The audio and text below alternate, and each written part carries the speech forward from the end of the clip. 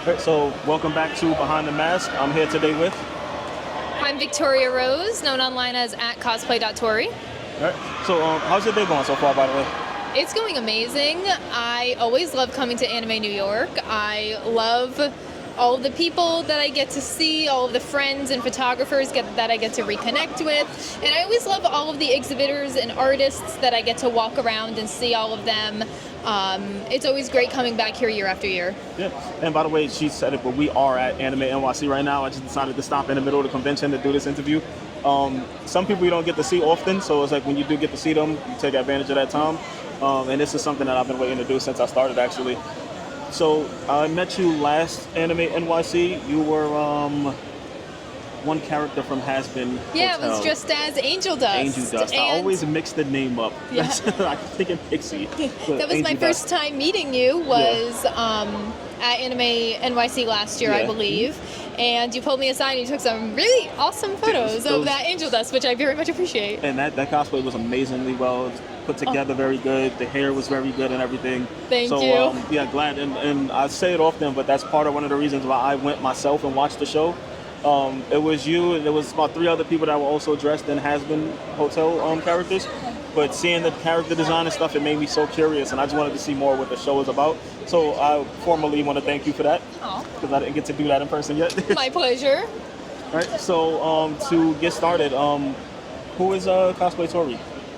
So, Cosplay Tory, I basically I started my page back in late 2018 after having cosplayed for a couple years. My first time was at Anime Boston in 2016. And I really just found a love for the creative process behind making cosplays, from choosing a character to designing how I would go about it, because a lot of times characters wear things that seem physically impossible to recreate in real life at first glance. So I love that process of trying to take it from animation to a physical form, and then the entire sewing process. There's nothing I love better than putting on an audiobook and sewing all night. And so when I made my page at cosplay.tory, I really just wanted to gear it towards just sharing my cosplay experiences, sharing my convention experiences, and also sharing the experience of taking cosplay from A to Z, from start to finish, and the whole process of sewing or creating. Okay, so you said you do sewing. So did you make this? I did. I made this last year for New York Comic Con. Okay. It is the venomous version of Black Widow, when Black Widow in the comics ends up inheriting a symbiote named Sliver. Oh, that's amazing. So I'm like, because now I'm trying to, at this point now, I'm trying to collect every type of cosplayer. So I've had a builder, I've had a crafter, I've had a 3D printer, I've had somebody that does foam, a painter, which was Lexi, the one that you just met. Oh, yes. Had a painter, and now I finally have somebody that sews stuff. So I'm trying to figure out the process on that. How does that work? How long would that take, for example?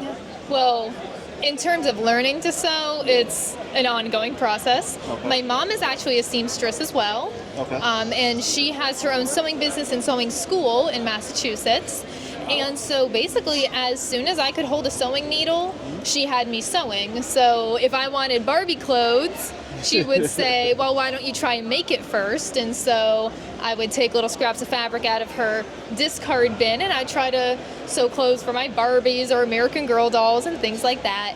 And so the process of sewing a cosplay, for me, actually begins all the way back to then, because when you look at making a cosplay, it's really a collection of a lot of elements which require certain skills.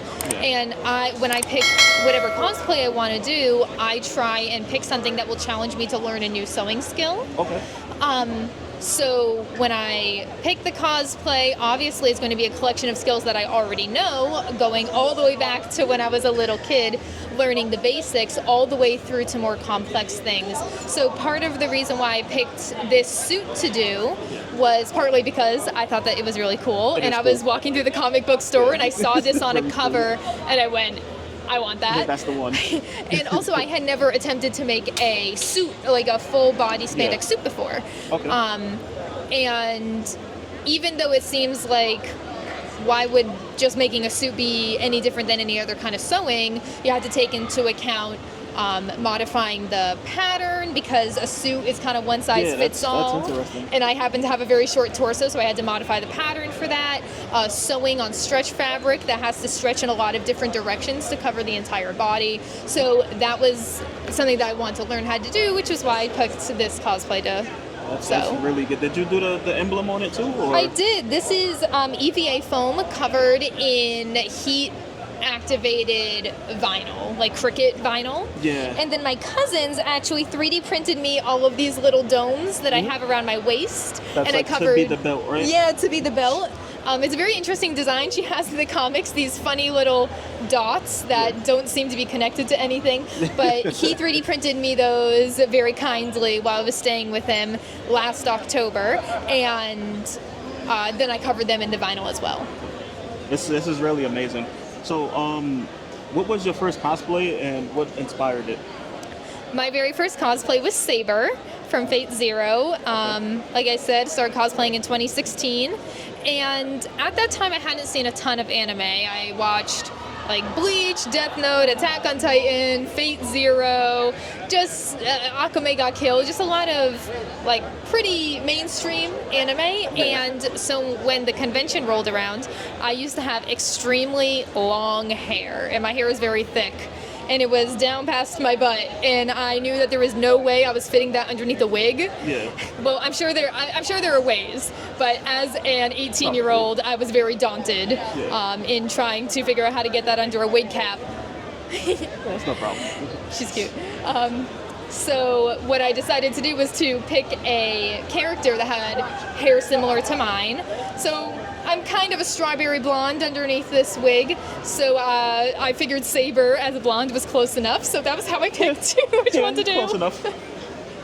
Perfect. All right, and you said you started in 2016. Yes. What was your first con, you said? My first con was Anime Boston. Anime Boston. Okay. What was that experience like? Like first time going? Did you create your suit? Like what was that experience like for you? It was kind of a world-changing experience, clearly, because I'm still going to conventions so many years later. I went for a single day with my best friend, and I didn't really know what to expect going into it. All I had known about it was I liked anime, I liked to sew. I knew kind of loosely the term cosplay, but I didn't really know that much about it, but what I did know was that I sewed and my mom sews for the ballet, so I'm very used to wearing costumes on stage, so I figured, I'll just wear a costume and maybe there will be a couple of other cosplayers there and it'll be fun. I did not realize what a huge thing cosplaying was at that time. I feel the same way. Yeah, I walked into the convention and it was, like I said, kind of a world-changing experience. I realized so quickly, this is what I want to be doing for as long as possible. And everybody was just so sweet, and I had the first experience of having photographers wanting to take my picture, which, you know, as somebody that had just created something with my mom, I went, oh my gosh, this is amazing. Like, people appreciate the art of what was just created. It was such an amazing experience that obviously I've been going to conventions ever since. And I know it feels amazing, like when you create something yourself and then you get there and everybody's like, I need this. Like, I'm pretty sure sometimes it can be annoying constantly getting stopped. But then when you look at it, like, people are appreciating what I did. It's kind of like, this is a whole different way to see it. And it's amazing. I can only imagine.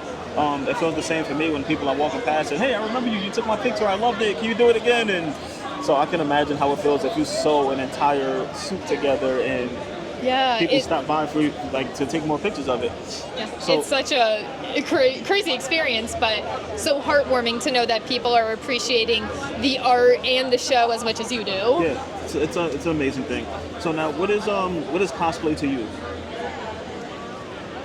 Well, in the broad sense, cosplay to me is just, first of all, for everybody and anybody to connect with a show or with a character on any level, whether it's I pulled some pieces out of my closet and I feel like this represents the character to me, all the way through people that create these master level cosplays and compete in these huge championships. cosplay is such a wide thing when you look at it because it really is such a personal thing.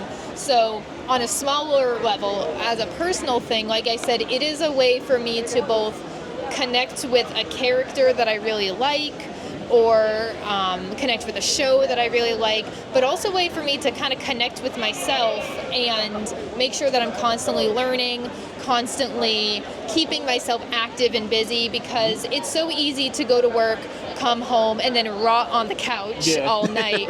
And this really, it gives me something to look forward to besides just doom scrolling through Instagram. And cosplay is just such a great way for me to connect with myself, to give myself me time.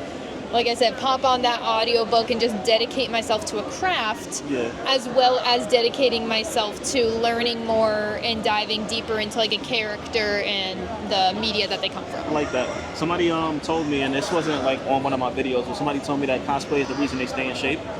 They said that it's one of those things that they use. It's like, I want to look good in my suits and stuff. So I do see that a lot also. A lot of cosplayers are in the gym constantly. A lot of cosplayers are in the gym like constantly and keeping themselves together and in shape. They watch their diets and stuff like that. So I find that to also be impressive that people are using that as a way for that too. Cosplay can be great motivation for so many things. It can be. Yeah, that's what I'm saying. Like, and every time I hear it, it just gets more and more impressive. Like, every time I hear it. So now, you said you started around 2016. So when you started, was there anybody that you've seen that kind of made you want to like take this to the next level? Like somebody that was probably there was like, this is my motivation now to be even better at this than I was already? Yeah. Like I said, when I went into it, I didn't really know anything about cosplay. Like I said, I thought that cosplay was just a minor thing that some people did at conventions. I had no idea how big it was. Yeah. So when I arrived at that convention for the first time and I saw just how impressive a lot of the cosplays were, it really did make me want to go, oh, I really want to up my game. Not in competition with anybody, not at all, but I was so inspired. I want to look that amazing too. Yeah, I want to look that amazing too. I want to have that level of skill as well. And also just, I grew up in a very sewing oriented household, so I had no idea the different methods people use to make armor and props and EVA foam and Warble and 3D printing and all these things. It was like a whole new world, and I got really inspired just by seeing all those people for the first time at my first convention. But then I also started perusing through Instagram, and I found a lot of cosplayers that just really inspired me just as a whole. And I obviously immediately followed them, and I just loved seeing every single time these amazing cosplayers would post, and I would just use it as constant inspiration all day. And you know, it works like that, and it also works the same way for like photographers. Because my first convention that I went to, it like blew my mind. That's when I first started seeing like the light setups and things like that, and I was like, this is a possible thing. And it was like, from there, it was like I just wanted to get as much as I can to be as better as like as much better as I could possibly get. And it never stopped. Like, I'm still looking at this and this and this and this and trying to get more stuff. So I can definitely understand that feeling. So now in this community, you have grown a lot. What would you say your role is in the community? Do you feel like you play a role in here? Yeah, I mean, I see my role as just someone that uplifts others. Yeah. I think it's really important, like I said, that cosplay is for everybody, and people should not feel like their level of cosplaying dictates how good their cosplay is or their worth at a convention. So I really make it kind of my mission and my goal that whenever I go to a convention, I just really try and connect with as many people as possible in terms of uplifting them, making sure everybody feels good, making sure everybody feels cared for, and just because I know how it could feel to go to a convention and like there's a lot of people, there's a lot of hustle and bustle, there's a lot of things going on. So I just want everyone to feel safe and appreciated. That's a good role to do. I'm currently doing the same thing. The one that asked you to take his picture over there, Miko, that's the same thing with him. He's seen all of my pictures last year. He wanted to get started. He didn't know any of this stuff was a thing. He wrote me, asked me, you know, how do I get started with this? We exchanged information and stuff. And now most times with conventions, if you see me, you'll see him not too far from me. I always tell him, like, oh, set up next to me, make sure you're nearby. You know, if you need to work off the people I'm working with, we can do that. If you want to send people my way, we can do that. But it just gives them more experience, more time to get around and actually see everything and do all of this stuff. So people like that and just doing that with people, I love it. So uplifting, I can definitely fulfill that because I feel like I do the same exact thing. Even the same with Mark. I don't know if you knew Mark, but he was over here. I have not had the pleasure of meeting Mark yet, but I'll have to introduce myself after. As soon as he gets back, when we're done, I'll make sure you meet Mark. Mark is amazing. Oh, wonderful. He helps a lot of people, and he's been around for a little while now, actually, too. So, knowing what you know now, as far as like cosplay and everything goes, what are some things you would tell a younger you getting into all of it? Oh, a younger me. Yeah. That's a hard question. Yeah.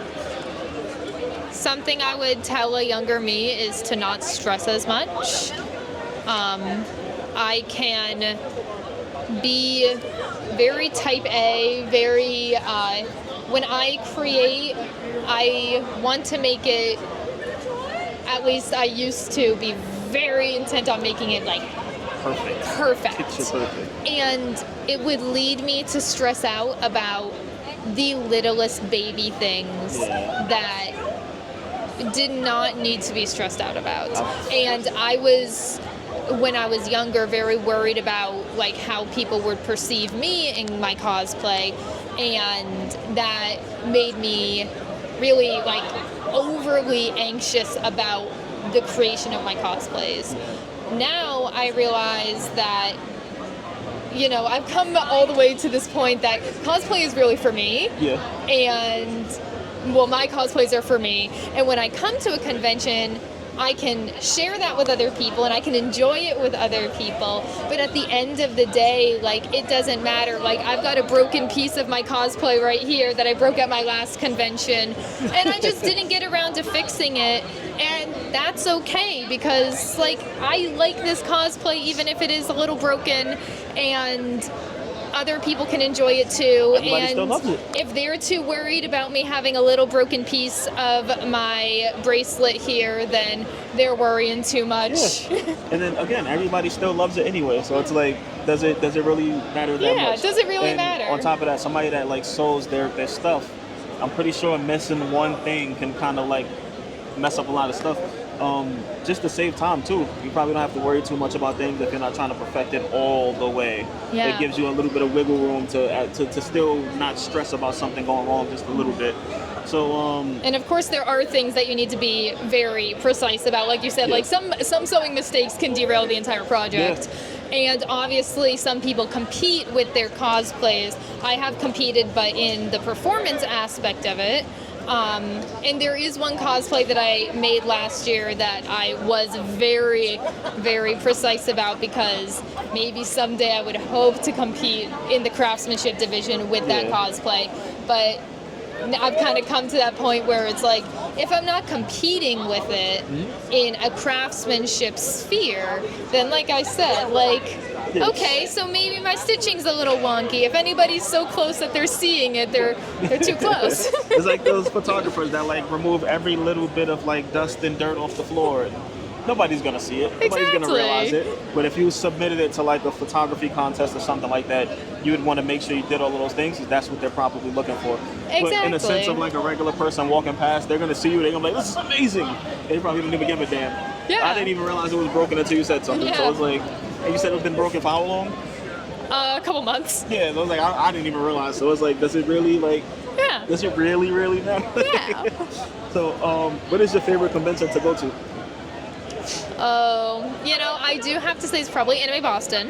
Not that I do not love Anime New York. Anime New York is a close second. Yeah. But Anime Boston is the convention that I consider kind of my quote-unquote home convention. It's the one that I go to without fail every year. I just find the staff really helpful and friendly. Everybody there is kind of on the same wavelength of being happy and friendly with everybody else. And I just love Boston, so it's a fun con to go to. And I had the pleasure of being one of their masquerade judges this year. So Nice. being able to view the convention kind of from another lens of it, another perspective, was amazing. And it was such a awesome experience to be there. Okay, so like, do you have to apply for that, or do they like reach out for you, or? So they How does that had work? reached out to me, and I was lucky enough that my work coincided with the fact that I could go for all of the days of the convention. So yeah, they reached out to me, and we talked about what the roles of it would be and what my requirements would be, and I was absolutely thrilled and humbled that they asked me, so I immediately said yes. Yeah, so that's really good. Right, and what are your favorite 3 cosplays that you do? Oh, favorite 3, okay. They don't have to be in 1, 2, 3 order. Just any 3 Okay. that you like the most. In no particular order, I would probably say Toph Beifong. Okay. It is my comfiest cosplay. Yeah. It looks comfortable. It is so cozy. I love my Madoka cosplay because who does not want to feel like a fluffy pink cupcake? And also, I just love Madoka Magica, and I'm thrilled that actually there's a sign out there at AnimeNYC right now saying that the movies are going to be coming back to theaters soon. Going? Go see them. And I would say Violet Evergarden, because that was my first cosplay that I had made that was like on a different level than the ones I had made previously. And it was also my first one that I made entirely on my own without my mom's help, because there was that kind of section in time that my mom, as a professional seamstress, was helping me with all of my cosplays, very hands-on, really guiding me through the process. And then that was kind of the first one that I took that step and I said, I want to try and do this all on my own. And it took me forever, but I was really proud of just sticking through it and really trying to make it work. And I'm very pleased with the result. And I also just love Violet Evergarden too, the show. Is that something you watch often? Violet Evergarden or just anime in general? Anime in general. I used to watch a lot more. Right now I feel like a bad anime lover because I haven't kept up with as many recent anime. It happens. It happens a lot, actually. I'm terrible at keeping up, honestly, because I like to watch things in season. So it's like, it's usually once it finishes, then I'll go and just watch it straight through. But I've been slacking off on a lot of things when it comes to that. Like, let's take Demon Slayer, for example. I haven't watched it since the train. Yeah, I read the whole manga. I know everything that's going to happen. I just haven't literally watched it since the train. I feel like manga counts, though. It does? Like, Yes, you're okay, still right. You know enjoying the media. Yeah, okay. Like, Whether it's read or watched, it's the same thing. yeah, well, Okay. yeah. In my I'll take it eyes, as an excuse. you're still enveloping the story that the artist intended, so. Yeah, I'll take it as an excuse. Yes. So, for cosplay, what is your dream cosplay? And if you already have it already, then what would that be? Oh my gosh. Okay, so my dream cosplay forever and ever was Lady Maria from Bloodborne. I first played Bloodborne in my second year of college, and I fell in love with her immediately. I knew that I wanted to make her, even though she only shows up briefly, but you hear about her lore throughout the entire thing.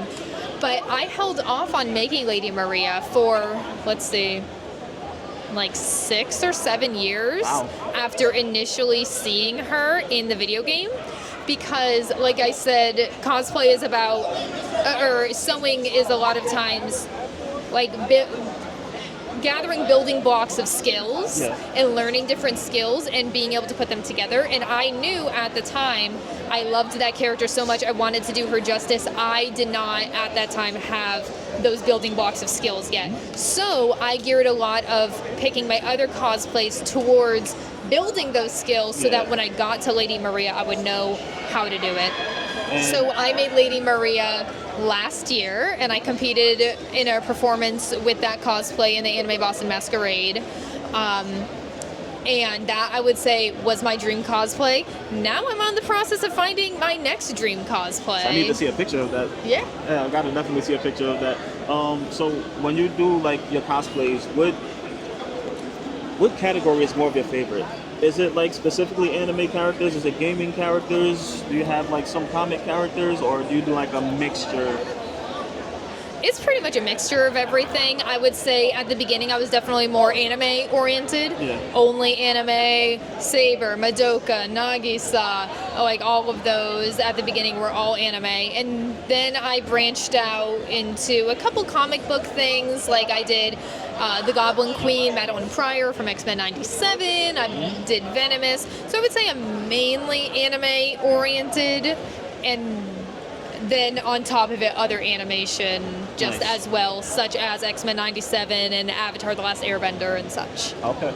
And so this is the part where I get to like the photographers and stuff like that. You can't name me. Who are some of your favorite photographers to work with? Oh, okay.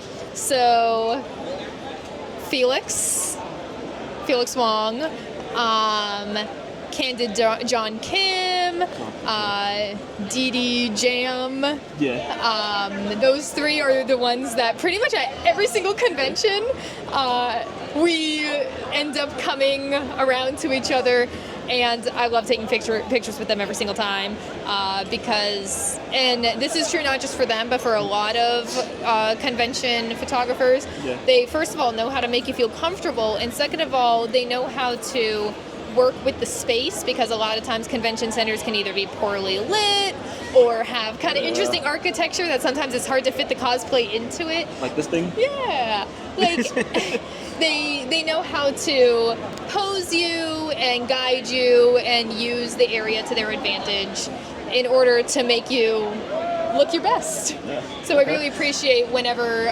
convention photographers really utilize the space that they have. Yeah.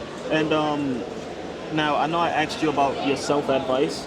If you could give cosplay advice to a new person starting in, then this goes as far as like navigating the space as well as on their own craft. What would that advice be?